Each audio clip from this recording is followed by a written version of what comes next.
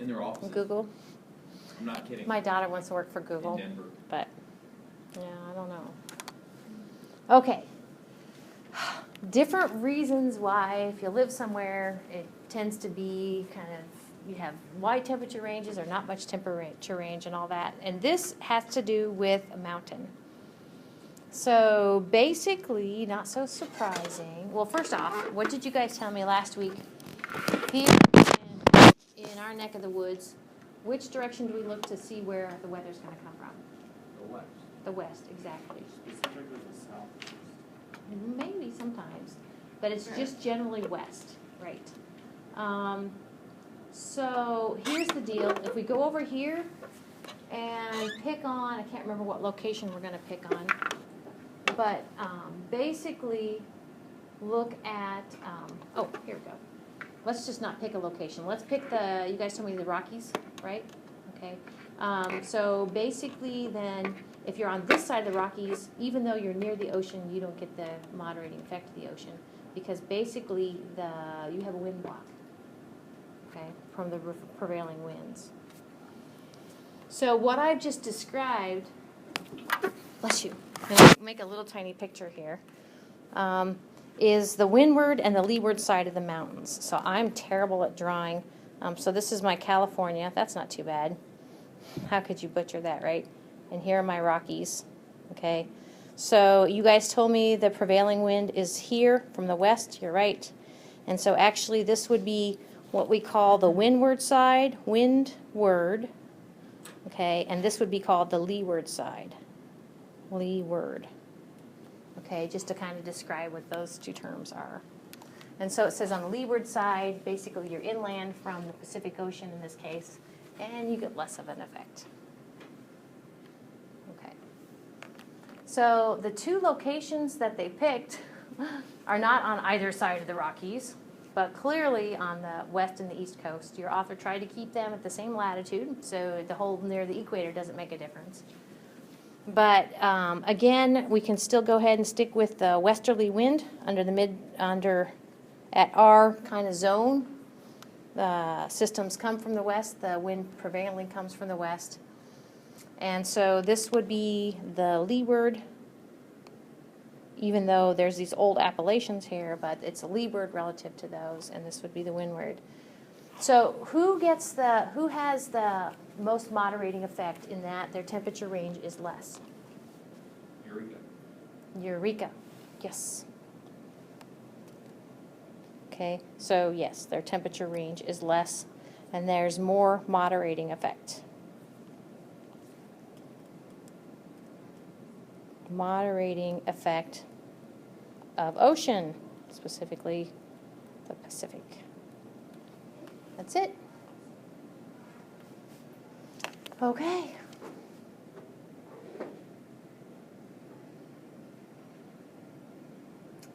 And this is similar to what I just said. Okay. It's just looking at it slightly different. I have to read those two again. Which side of the mountain located on?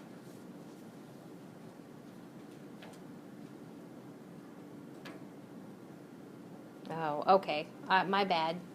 So these are both marine locations. Does that make sense? They're both on the coast. These are both coastal locations. It's just that one is on the windward side.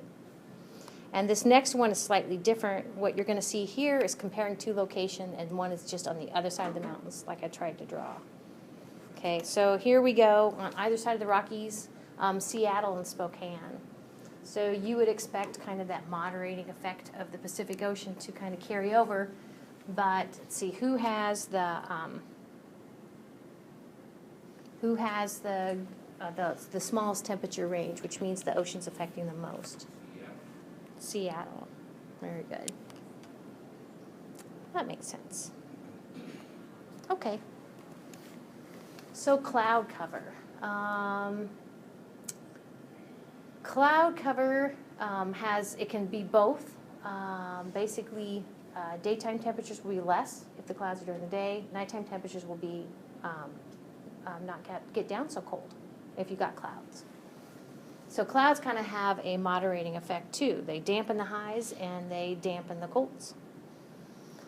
So in a minute, your author actually picks a location that at one time of the year has chronic clouds. So basically during the day and during the night. Is that England?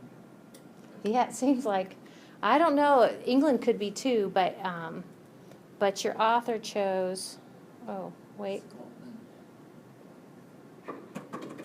Okay, I can't remember, no, it's neither one of those.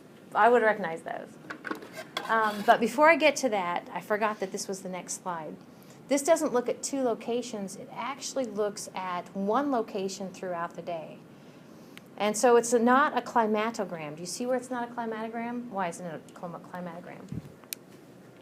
It's one day. It's just one day, exactly.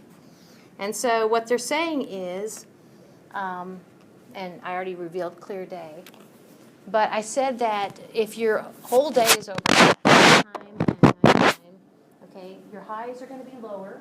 You see that here, okay, during the day, and your lows are going to be higher. Does that make sense? Your nighttime's going to be warmer. Okay, so overcast kind of brings up, ooh. When it's clear, you're really hot, and during the daytime, at noon, and when it's clear, you're really going to kind of cool down. Okay, so your author likes Peoria, must have some sort of connection. Myanmar was where this location is, and they do have it on the map. Looks like it's on the other side of India. What is that? Probably some third world country like Vietnam. Burma, Thailand, that-ish area. That's where the dot is. I don't think it's called Myanmar anymore. Called something else? It used to be, I think it used to be Laos, and then they changed it to Myanmar, and then they Whoa. changed it again Crazy. because it's very politically unstable. Hmm. That's like Interesting. Vietnam has the same thing. Like over there, it rains like 4 straight months. That's, yeah, and we'll talk more about, I know that the India experiences, you've heard of monsoons, and we'll talk about monsoons. Arizona experiences those. And that's kind of what this is looking like, the rainy season. So the point here is these bars down here are indicating precipitation. And let's see, inches are in parentheses. So 20 inches, for instance, pushing 23 inches for August, September. That's a lot of rain. So with rain comes clouds, and with clouds comes moderating effect. Let's see, which hemisphere is this in? Northern hemisphere. So it should have the hottest time of the year should be June and July. But see, this is what your author is saying. Even though it should be hottest in June and July, what do you see it? It's kind of like, okay, that solar radiation isn't getting there to heat up the location. Chronic cloud cover. Okay. So one of the things you already knew before you came to this class, when you go to the poles, it gets colder, close to the equator, it gets warmer, okay? So that's all well and good, and we're going to talk about something called the Intertropical Convergence Zone, the ITCZ. That'd be like Florida. Well, it can wander close to Florida, but it basically its home base is the equator, but the hot spot actually, like what this slide is saying, the hot spot migrates north to June, July even, because there's a lag, and then it migrates back down south when northern hemisphere is experiencing winter. Okay, and it's a hot spot, so it's like a band of the intertropical convergence zone. It's a band of hotness. Okay, so we kind of see actually then the seasonally the hot spots by latitude a little bit. The other thing you're going to see here in a minute, you're going to see comparing January to July. And so I want you to kind of look for those the band hot spot moving, but kind of look for the temperature lag where the coastal regions are. Okay. The other thing you're going to see on here, and it all gets a little bit confounded, but comparing January to July, you're going to see that you guys told me our east coast is warm, and our west coast is generally cool. So is also South America. Okay, so there's January. So these look like, what are those lines? First letter I. Isotherms. Isotherms, very good. Those are isotherms. Exactly. So January, that's winter for us, so the hot spot should be kind of down, right? So let's compare it 6 months later. And I couldn't remember, if you look at yours, does it say? Did you just say 6 months later? Right. That should really say July. That's 7 months technically. Oh, thank you. Very good. No, it's not, because December to June is 6, so January to July is 6. Yeah. But can you see the hot spot move? Hot spots down here, January, hot spots up there in July. That's why Georgia's so hot in summer. Look at where that hot spot's at. Right over South Georgia. And these are all very general. What color shall I pick? So going through the hot spot. So later on, I'm going to call that, and it's kind of a wandering line, but the intertropical convergence zone. And here's kind of connecting the hot spots here, maybe.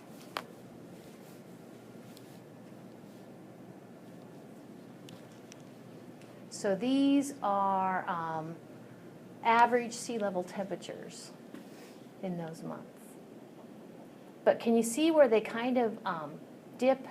Like if we pick on North America, let's see, let me pick on purple. Over here, can you see where this is more extreme cold than the water part? Okay, and in the summertime, actually,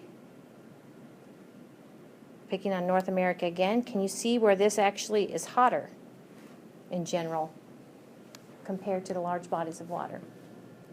Specific heat, man. They heat up more quickly and they cool down more quickly.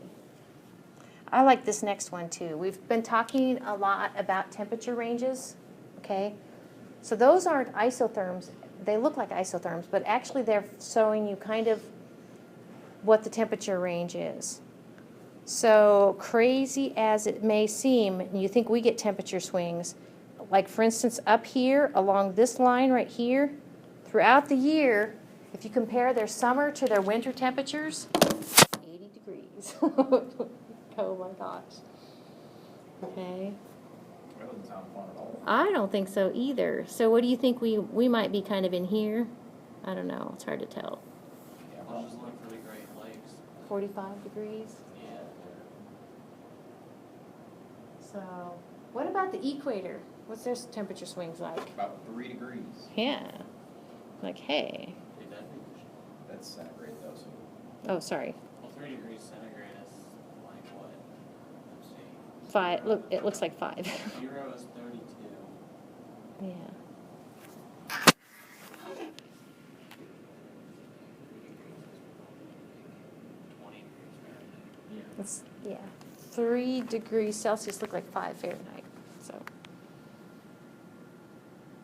Okay.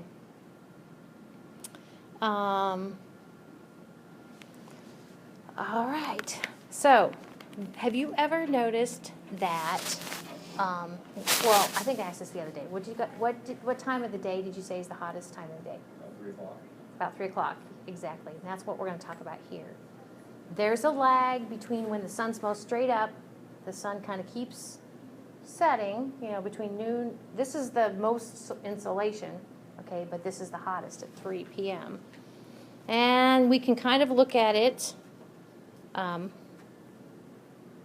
Sorry. Was that your next slide? Okay, guess it is. Again, picking on Peoria. Okay, you can kind of see that you're right.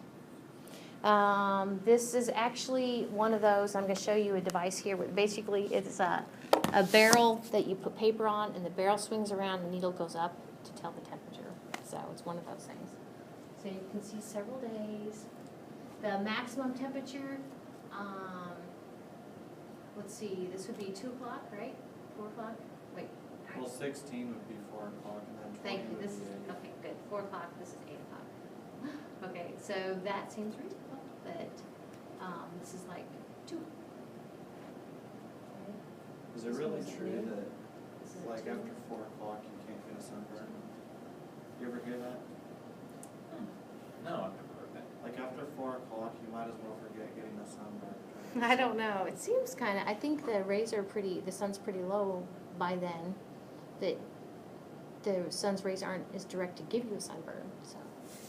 Seems Maybe. reasonable. That's just what I heard. You'd be more likely to get a sunburn at 11 than you would at 3 or 4. Yep. I think it seems reasonable.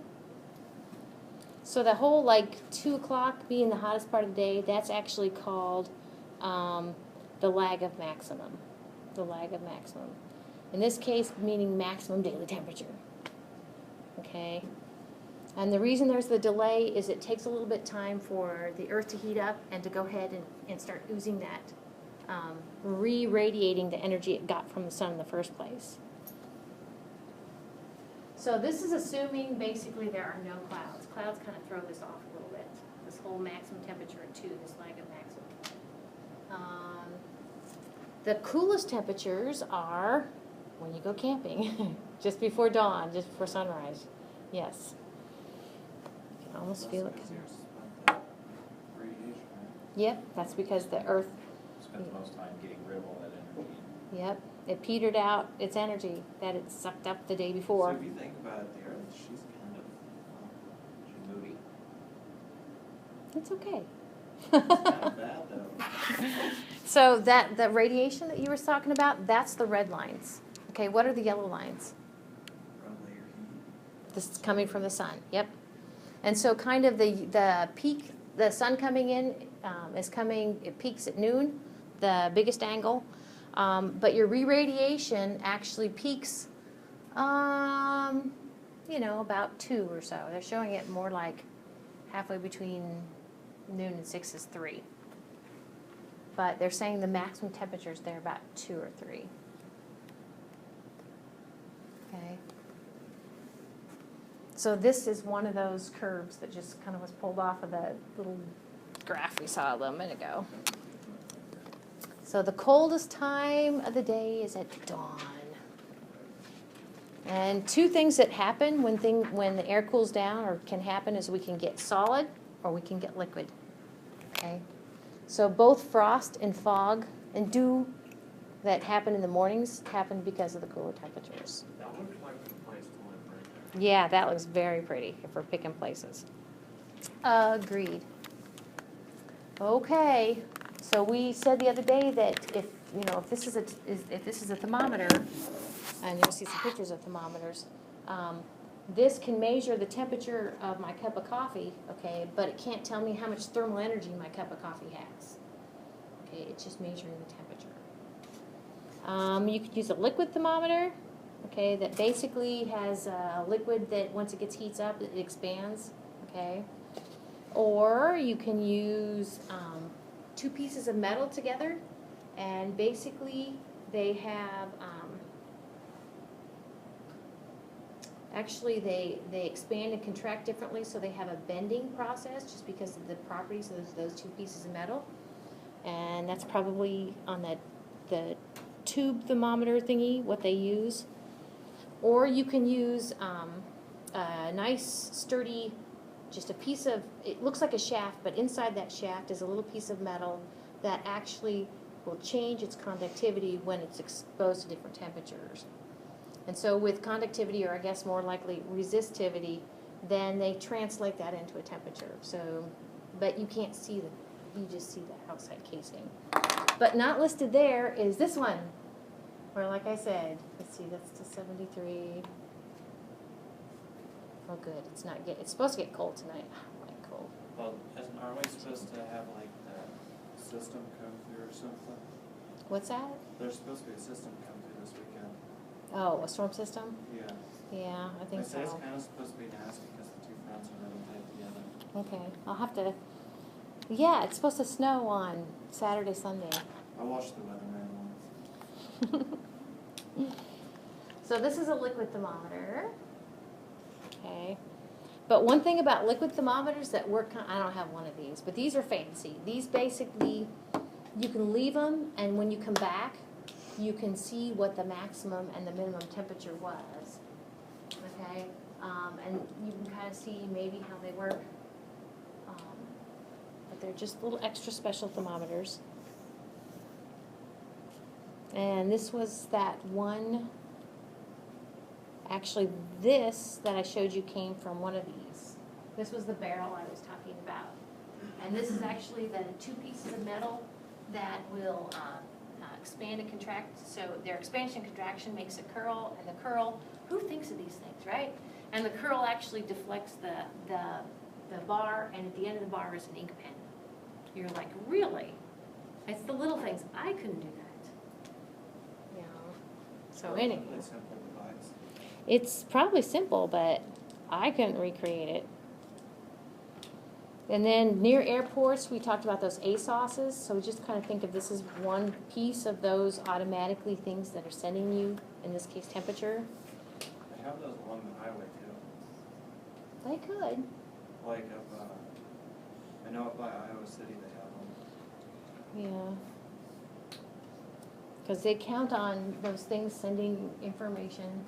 So this just emphasizes that if you are going to have some sort of measuring device, you probably want to have it ventilated, away from the elements. So if I close that, it's away from the elements. And what color do you want it painted? White. Yeah, you don't want it like being in air because it like got too hot. So while we're on the subject of temperatures, I'm going to talk about the Fahrenheit, the Celsius scale. Okay, I'm not going to make you do it, but you probably already know you can go back and forth. Even like not applying these little equations to go back and forth, and again, I'm not going to make you do it, but you can go to Google Link and you can say, convert, 52 Fahrenheit to Celsius, and it will spit back a number. So they are great. Google is great. The third temperature scale we don't use much in here. Most of our temperatures are going to be in Celsius. The third temperature scale is the Kelvin scale. And I might have mentioned that before when I said all matter has motion. Okay, but when does that what temperature does that motion stop? -270. Zero No. Kelvin, exactly. Isn't that like -273 Fahrenheit? Negative 273 Celsius. So close. So that'd be A like lot. -500 and something. I don't know, I'd have to look.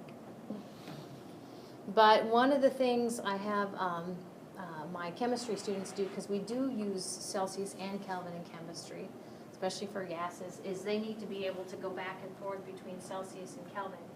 The cool thing is they're both metric. Is that not weird or what? So Kelvin's metric and Celsius is metric, but they're offset by 273.15.